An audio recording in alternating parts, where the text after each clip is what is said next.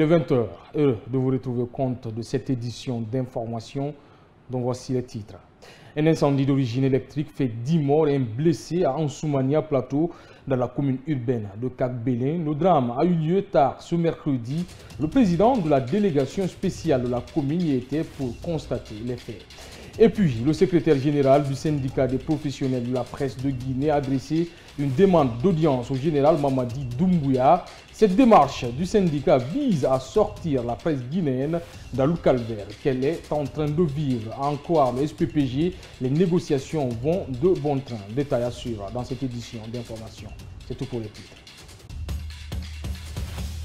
10 morts, c'est le bilan d'un incendie électrique survenu ce mercredi à Ansoumania Plateau dans la commune urbaine de Kagbélin. L'incident est intervenu dans les environs de 2 heures alors que les victimes dormaient toutes dans la maison de 3 chambres et ses compartiments.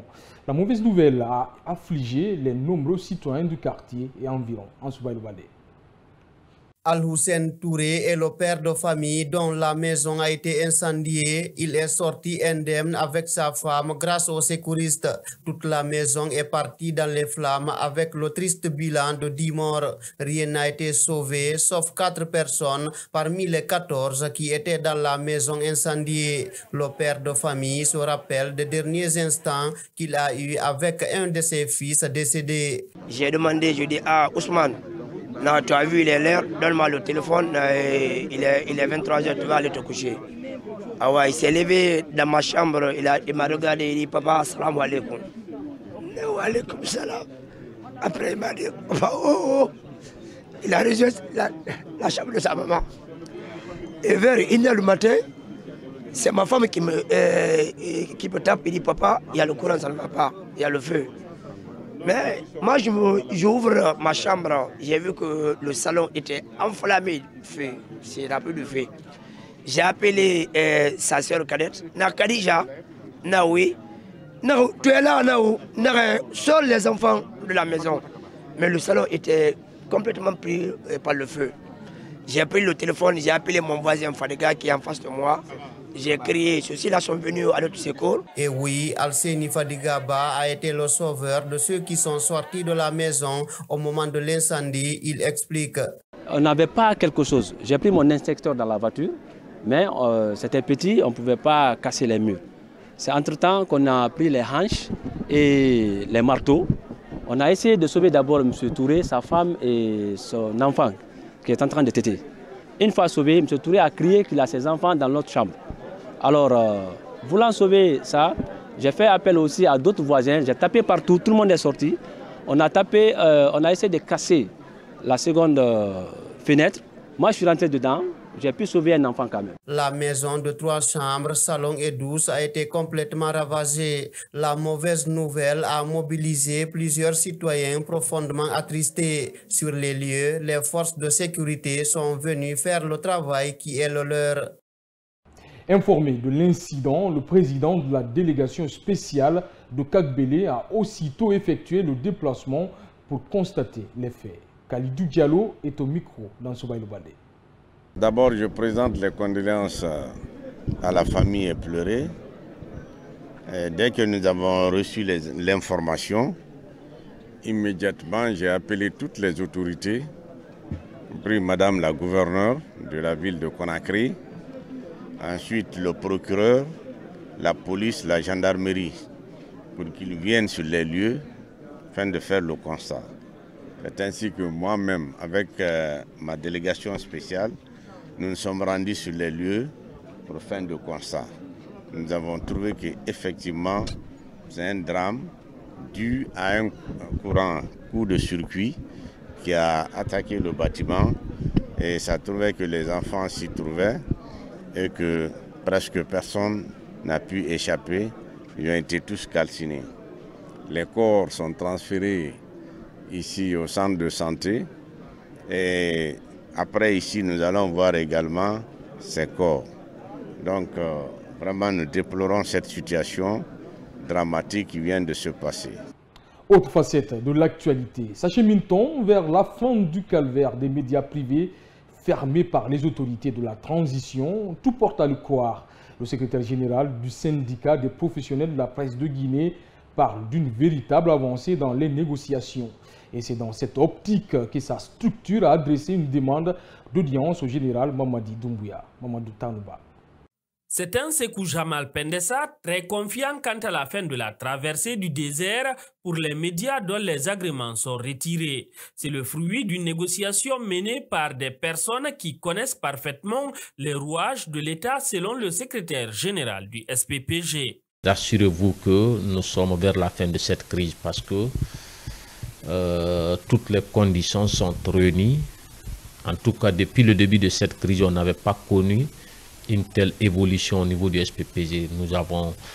Mon compte rendu a permis au bureau de comprendre qu'il y a eu une nette évolution par rapport à tous ces mois passés, si fait que les différentes parties concernées doivent saisir cette opportunité pour qu'on sorte de cette crise définitivement. Tellement confiant, Sékou Jamal Pendessa demande aux différents employés des médias fermés de se préparer à une reprise imminente. Nous demandons à tous les travailleurs de ces médias qui sont contraints au chômage de commencer à se mettre dans les dispositions de la reprise parce que certains étaient déjà retournés à l'intérieur du pays. Donc il faut qu'ils cherchent à s'approcher de Conakry ou tout au moins qu'ils cherchent le transport, ils gardent avec eux, qu'ils plient les bagages et puis une fois que l'audience sera là et qu'il s'approche des gares routières pour dire qu'on va attendre la sortie de l'équipe du SPPG pour nous annoncer la bonne nouvelle. La demande d'audience pour rencontrer le président de la transition sera l'occasion de finir avec une crise dans le secteur des médias privés qui n'a que trop duré, a renchéri le secrétaire général du SPPG, Sékou Jamal Pendessa. Éducation, dans cette édition d'information, examens nationaux en Guinée, un responsable d'établissement milite pour la suppression du certificat d'études élémentaires CEE. Kemo Mali Fofana s'appuie sur le budget colossal que ce concours au niveau élémentaire absorbe, alors que ce montant qui dépasse la moitié des fonds alloués à l'organisation des examens en général pourrait servir à combler le manque d'infrastructures scolaires et d'enseignants dans le pays. Amara Bangoua l'a rencontré pour notre rédaction. Suivez. Sur un effectif total de 593 803 candidats aux examens nationaux, le certificat d'études élémentaires a connu l'inscription de plus de 332 000 candidats, selon le ministère de l'enseignement préuniversitaire et de l'alphabétisation.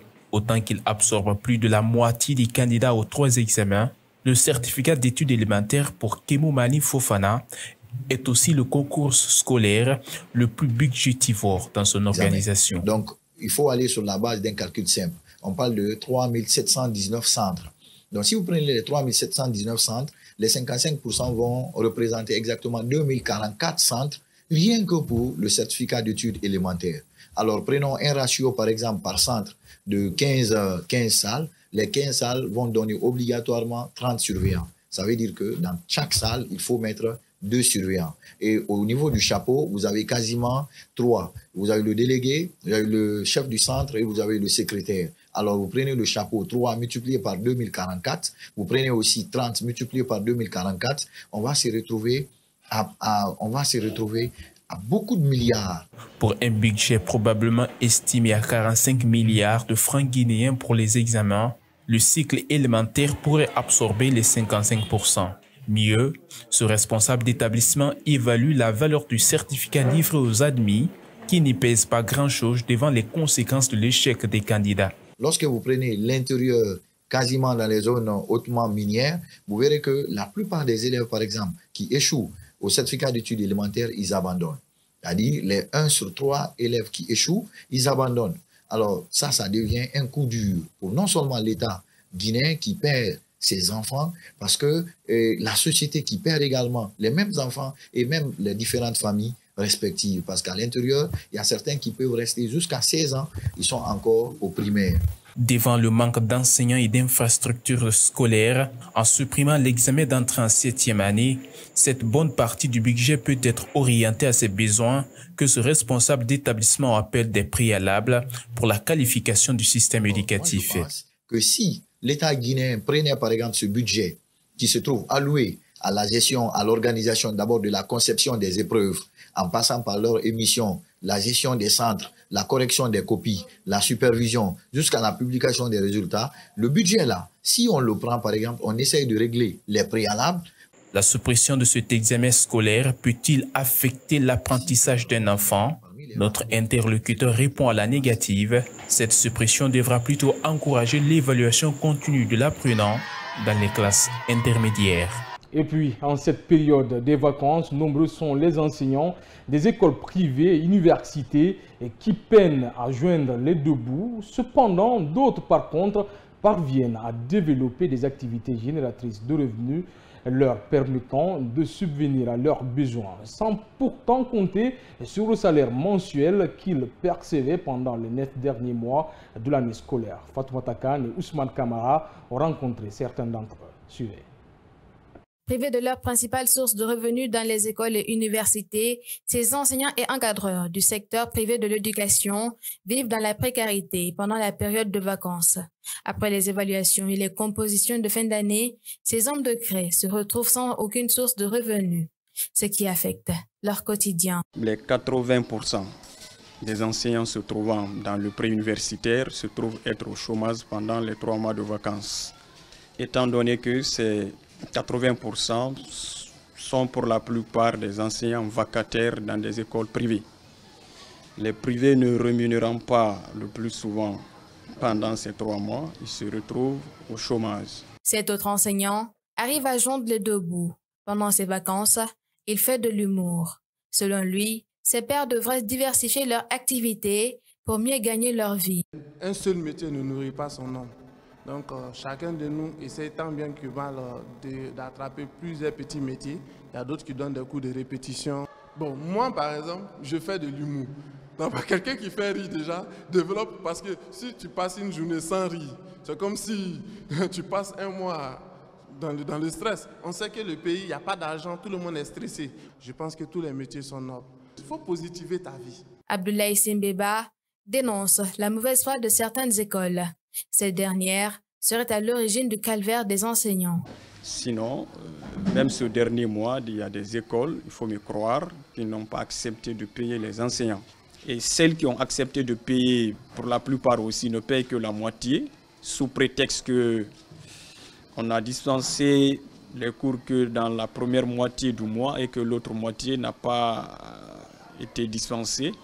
Par conséquent, ils ne paieront que les heures dispensées. Comme pour la plupart des enseignants aussi qui ne font pas une prévision, ils se retrouvent comme cela, bonjour au chômage et à la galère. Les vacances devraient être une période de repos pour mieux préparer la prochaine rentrée scolaire universitaire. Mais avec la précarité dans l'enseignement, ces encadreurs ont du mal à joindre les deux bouts. Ainsi prend fin cette édition d'information. Merci à tous de l'avoir suivi. L'information, c'est aussi sur notre site web, le www.siaminfo.com ou sur les réseaux sociaux, Kavi Média. Bonsoir.